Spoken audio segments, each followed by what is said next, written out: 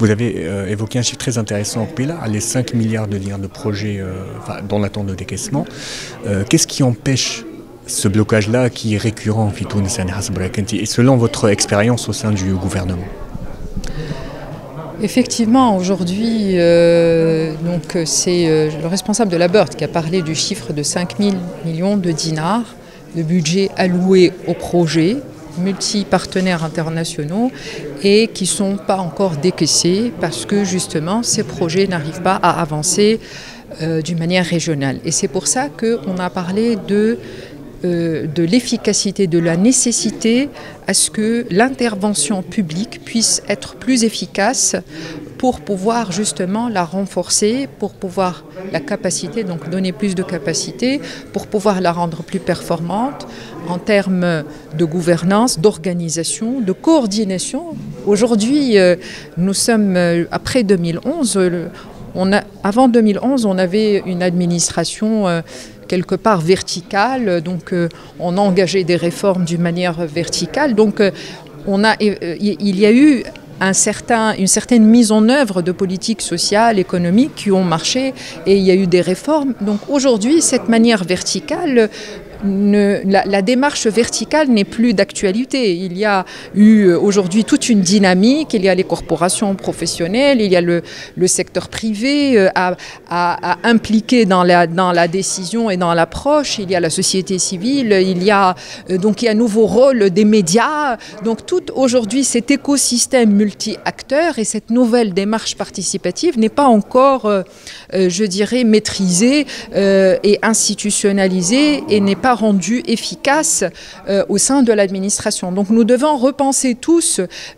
comment mettre en place cette démarche participative. Nous voyons même le processus législatif, le temps législatif de la création de la loi jusqu'à l'adoption, le temps réglementaire, parce que justement il y a toute la démarche des multi-acteurs, des va-et-vient, tout cela donc c'est la bonne santé démocratique, mais aussi doit être orienté aujourd'hui vers l'efficacité et vers la gestion du temps et pour pouvoir justement engager et impacter le développement.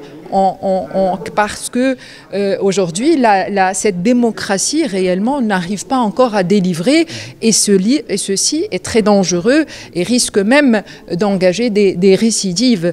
Donc il est important aujourd'hui à ce que tous les acteurs, comme ça a été dit aujourd'hui, puissent qu'il y ait une prise de conscience, mais plus qu'une prise de conscience, je dirais un changement de paradigme, société civile, partenaires internationaux, administration, secteur privé, tous, on doit aujourd'hui être dans ce changement pour pouvoir apporter un écosystème favorable à ce que cette intervention publique soit plus efficace, une collaboration plus fructueuse.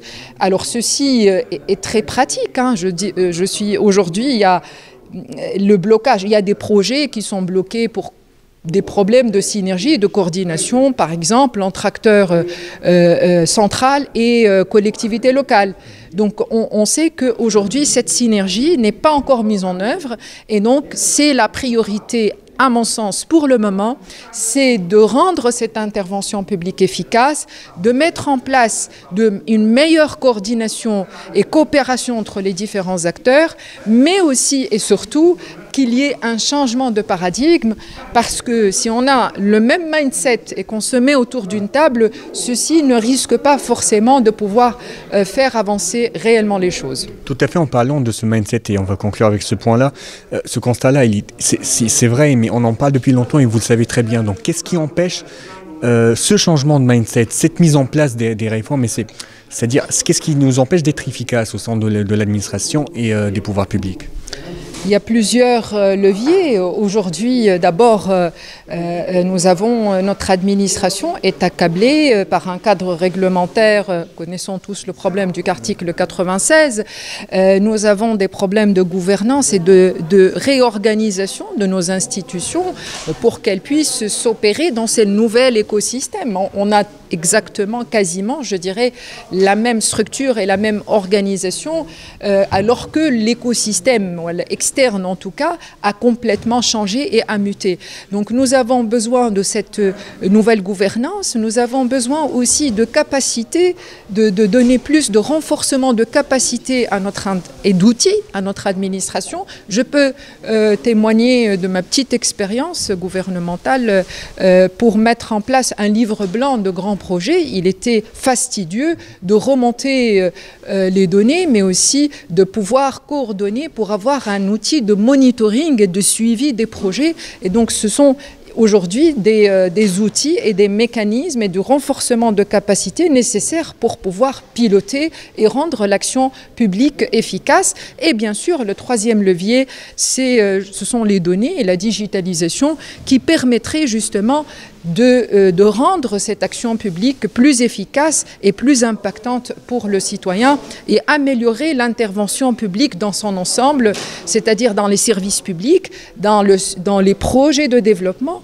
mais aussi dans la mise en œuvre des réformes.